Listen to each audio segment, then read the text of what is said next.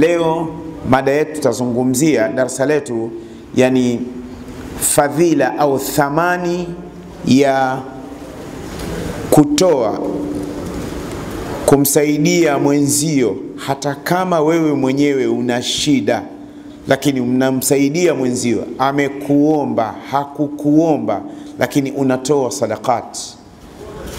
Ama amekuomba na una uwezo, unamsaidia. Huna uwezo, unamsaidia kumtafutia watu wenye kumsaidia.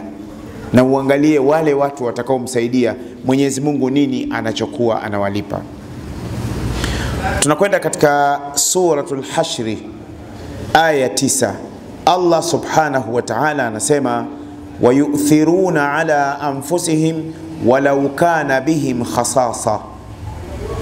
Waumini wa kweli, wapenzi wa Allah, wacha Mungu wa kweli, wanamume au wanawake, vijana ama watu wazima, wenye madaraka na wasiokuwa na madaraka, wayu'thiruna ala anfusihim walau kana bihim khasasa. Wanatanguliza kufanya kheri kwa wenzao, wanatanguliza kufanya kheri katika sehemu zinazotakiwa kufanya kheri, walau kana bihim khasasa, hata kama wao wenyewe wana shida ya jambo.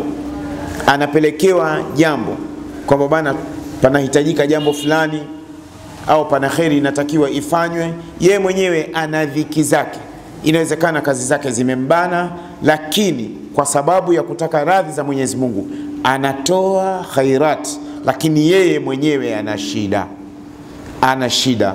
Hii ndugu zangu inahitaji imani ya hali ya juu sana. Sawa, inahitaji imani ya juu kumsaidia mwenzio wakati wewe mwenyewe una shida. Kwa mfano mtu anakuambia bana naomba jelo, alafu kiangalia mfukoni wewe mwenyewe una buku jelo, yani jelo shilingi 500 kwa lugha ya Watanzania. Sasa wewe mwenyewe una shilingi 1500, unaangalia kumpa hizi lakini kwa sababu unataka radhi za Mwenyezi Mungu na umeshaipata hii aya katika suratul Hashr aya 9, unampa kile unachoweza. Unatoa 500, unabakia na 1000. Ama inategemea na imani yako ilivyokuwa nzito sana, unampa 1000, unabakia na 500. Lakini ujue Mungu hatokuacha, lazima atakusaidia kwa njia yoyote ile ambayo hukuitarajia, kwa sababu una kheri umeifanya. wayu'thiruna ala anfusihim walau kana bihim khasasa. Qala almufassirun yuqaddimuna hawaij an-nas وينفقون في طرق الخيرات ولو كان بهم خصاصة ولو كان بهم فقر وحاجة إلى ما ينفقون. Yani wanatanguliza kufanya mambo ya kheri katika kuwasaidia watu ambao wana dhiki, wameambiwa ama hawakuambiwa, kaombwa hakuombwa, yeye anatoa hata kama mwenyewe ana shida katika mambo yake.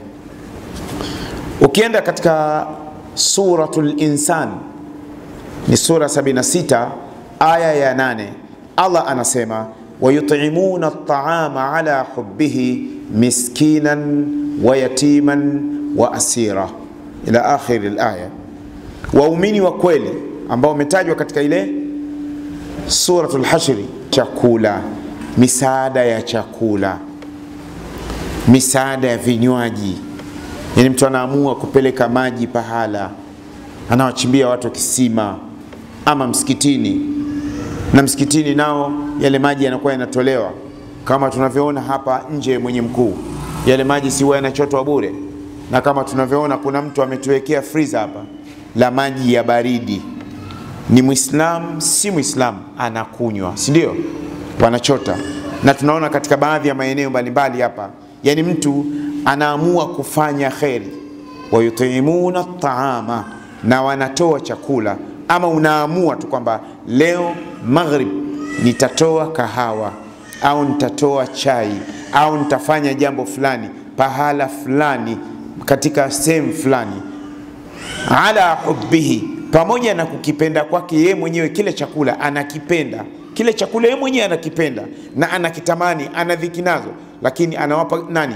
Miskinan, anawalisha maskini, wa yatiman, na mayatima, wa asira, na mateka. Hivi sasa mateka hatuna, lakini tunakusudia kwa mfano wa asiran, kuna wale walioko magerezani, sawa, waliopo katika magereza mbalimbali au katika zile Central Police.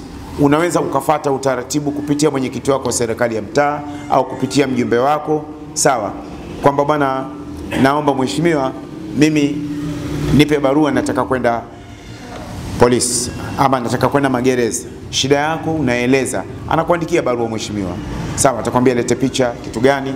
Unafika kule unajieleza, wanasoma ile barua, sawa, mimi ninataka kila mwisho wa mwezi hapa mimi nitaleta maziwa ama nitaleta maji ya kunywa ama nitaleta chakula ama nitaleta kitu gani, yatiman wa asiran. Wale wanakuwa kama mateka kwa sababu hana uwezo, ama kupeleka chakula hospitali. Ndugu zangu, hizi ni ibada ambazo tumeziacha na tunazisahau sana. Na ndio maana utaona baadhi ya misikiti hapa Dar es Salaam wameanza, yani kila Alhamis, yani wanakuwa wanaweka sadaka ya aina yoyote. Kwa hiyo na sisi tutafute chochote kile unachoweza ukafanya. Sasa hapa yatiman, yatima ni nani ndugu zangu?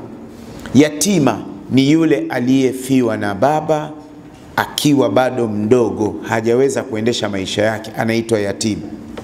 Lakini mtoto akifiwa na mama sio yatima. Kwa hiyo yatima ni yule aliyefiwa na baba akiwa bado mdogo, labda kuanzia chukua nursery school au bado ni kichanga mpaka yule mtoto anakuja bado hajabaligh, anaitwa yatima. Atakapokuwa amefikia utu uzima, anaendesha maisha yake, sio yatima tena.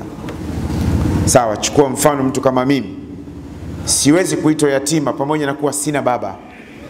Sio yatima kabisa, sina sifa hiyo na siwezi kujiingiza huko. Ukiweza kujiingiza huko kwamba wewe ni yatima katika umri huo, maana yake ni kwamba ni bonge la utapeli hilo unataka kulifanya. Kwa hiyo yatima ni yule ambaye amefiwa na baba, ima ni mtoto wa kike au mtoto wa kiume, hajaweza kuendesha maisha yake. Chukua kuanzia nasari mpaka kuja labda form 1, form 2, form 3, form 4, mpaka watoto wengine wako chuo, sawa, wako vyuo, lakini hawezi kuendesha maisha yake bila msaada wa baba au msaada wa mama. Lakini anapokuwa amefiwa na mama, baba akawepo, yule mtoto sio yatima. Lakini mnyama, chukua mbuzi, anapokufa beberu, ndama sio yatima. Lakini akifa yule mama, yule ndama anakuwa yatima, kwa sababu yule mama ndiyo anashughulikia mambo yote. Beberu ana habari, yeye kazi yake ni moja tu, beberu basi. Kwa hiyo kwa ndege, kwa wanyama, kwa nani, yatima anapokuwa amefiwa na mama. Sasa wa asira na mateka, mateka tunawapata wapi? Hatuwezi kuwapata, sawa.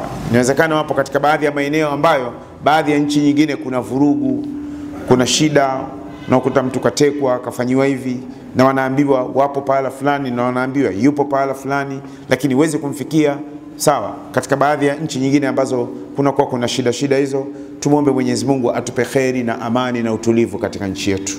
Ni neema kubwa sana ndugu zangu, sisi hatuijui, sisi wa Tanzania. Nasikia wa Tanzania wenzangu, neema hii hatuijui. Anayejua neema hii, thamani ya neema ya Tanzania, ni yule ambaye anayeiona Tanzania tunavyoishi. Kuna yale matukio madogo madogo yale ya kukaba, mateja, nini, haya matukio hayakosekani, lakini neema ya jumla ya amani ndugu zangu ipo. Ndio maana niwakumbushe, katika Sunan Tirmidhi Mtume anasema sallallahu alayhi wasallam, man asbaha minkum aminan fi sirbihi muafan fi jasadihi indahu qutu yawmihi fakaannama hizat lahu dunya bihadhafiriha. Atakaye amka pahala ama mpaka mchana yupo pahala, ana amani pale alipo, pana amani, pana utulivu, pana amani, pana utulivu, na nyumbani kwake vile vile, lakini ana afya mwilini. Neema ya pili, ana afya mwilini, ama yeye, familia yake au jirani zake au ndugu zake, sawa. Lakini la tatu, indahu qutu yaumi, ana chakula angalau anaweza kula kwa siku. Mtume akasema fakaannama hizat lahu dunya bihadhafiriha, ni kama vile amepewa utajiri wa dunia nzima na vilivyomo katika dunia. Huwezi kujua thamani ya amani mpaka ikutoke. Tumuombe Mwenyezi Mungu atudumishie